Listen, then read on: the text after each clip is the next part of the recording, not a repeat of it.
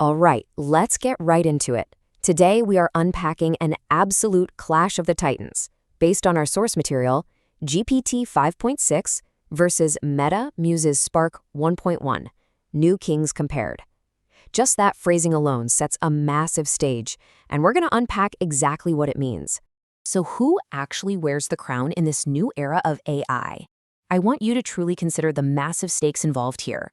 When two distinct, incredibly powerful entities are both dubbed the new kings of the artificial intelligence space, we aren't just talking about some routine software update, right?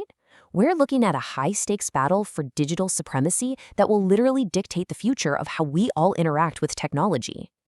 Okay, let's dive into this. Here is our roadmap for today. Number 1, meet the new kings. 2, defining the competitors. 3, the head-to-head comparison. 4, what makes a king? And finally, 5, the future of AI.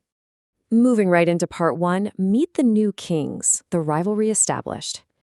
Our source material explicitly frames this as a comparison of dual monarchs. We've got GPT-5.6 stepping onto the exact same battlefield as Meta Muse Spark 1.1. It's just so fascinating how OpenAI's deeply established lineage is pitted directly against Meta's newest model as absolute equals. Which brings us to Section 2, defining the competitors. What's in a name? Let's look at GPT 5.6 first. You know, that 5.6 moniker isn't just a random number. It implies a highly specific incremental advancement. It's a fractional, carefully measured step forward in a very established legacy series. Just from the name alone, it tells us this system is steadily building on its own deeply rooted historical foundation. It's really flexing its maturity in the space. Now, contrast that with Meta Muse Spark 1.1. The 1.1 suggests something entirely different, doesn't it? It implies a rapid foundational jump in a brand new life cycle. And with words like Muse and Spark, it's creatively branded, signaling a super aggressive entry into the arena with a distinct, almost artistic identity. All right, let's move to Section 3, the head-to-head comparison, or the tail of the tape.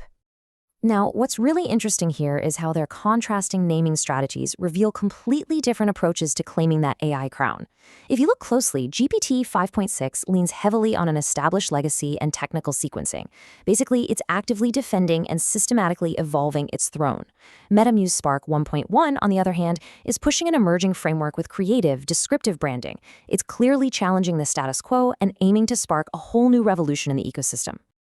Next up, Section 4, what makes a king? Defining AI royalty.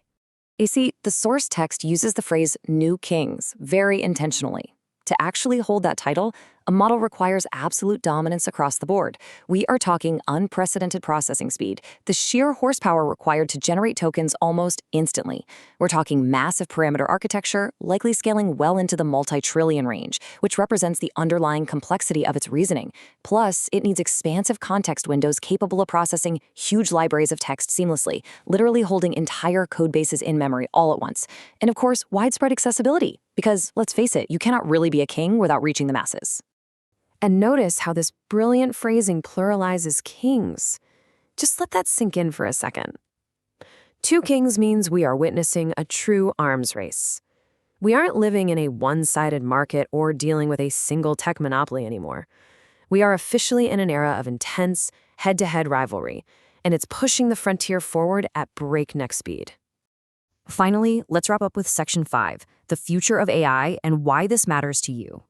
So the crucial point is that this competition ultimately drives better, faster tools for your own use. When titans clash like this, the consumer wins. This head-to-head rivalry sets the stage for the exact systems and assistants that will redefine your everyday digital workflows, from how you draft complex logic structures to how you analyze massive data sets in a matter of seconds. Which brings us to the big question.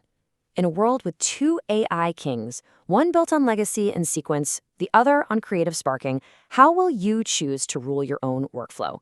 It is an absolutely fascinating technological landscape ahead of us, and the choice will soon be entirely in your hands.